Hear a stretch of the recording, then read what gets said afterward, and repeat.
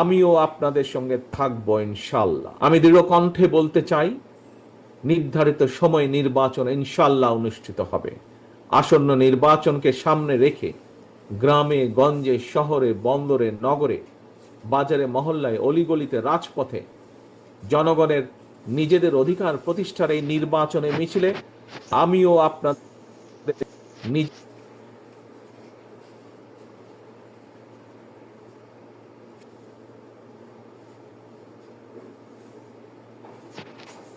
অধিকার প্রতিষ্ঠার এই নির্বাচনে মিছিলে আমিও আপনাদের সঙ্গে থাকবো ইনশাল্লাহ। আমি দৃঢ় কণ্ঠে বলতে চাই, নির্ধারিত সময় নির্বাচন ইনশাল্লাহ অনুষ্ঠিত হবে।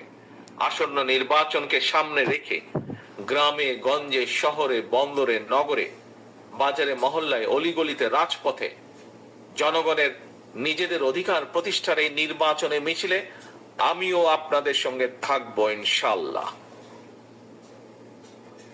প্রিয় ভাই বোনেরা, আসন্ন জাতীয় নির্বাচন কিন্তু কেবলমাত্র একটি এক্সপেরিমেন্ট বা এক্সপেরিয়েন্স অর্জনের নির্বাচন নয়।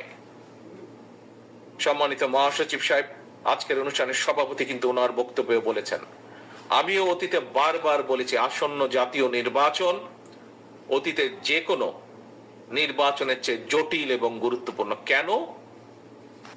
এবারের নির্বাচনের সঙ্গে জড়িত আছে বর্তমান এবং ভবিষ্যৎ প্রজন্মের স্বাদ, আশা, আকাঙ্ক্ষা, স্বার্থ এবং সম্ভাবনা।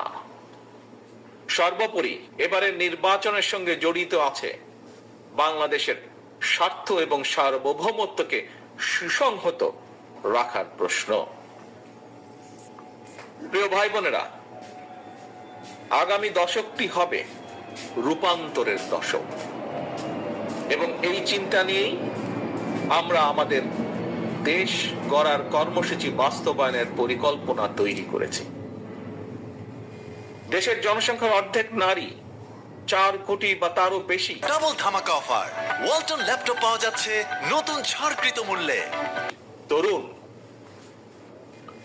কোটি কোটি কৃষক, শ্রমিক, কর্মক্ষম এই জনসংখ্যাকে কাজে লাগিয়ে বাংলাদেশের বিজয়কে সুসংহত করাই হচ্ছে বিএনপির একমাত্র লক্ষ্য। একটি স্বনির্ভর সমৃদ্ধ বাংলাদেশ গড়ে তোলার মাধ্যমেই আমরা আমাদের আগামীর প্রতিটি বিজয় দিবসকে আরো গৌরবান্বিত এবং আরো অর্থবহ করে গড়ে তুলতে চাই।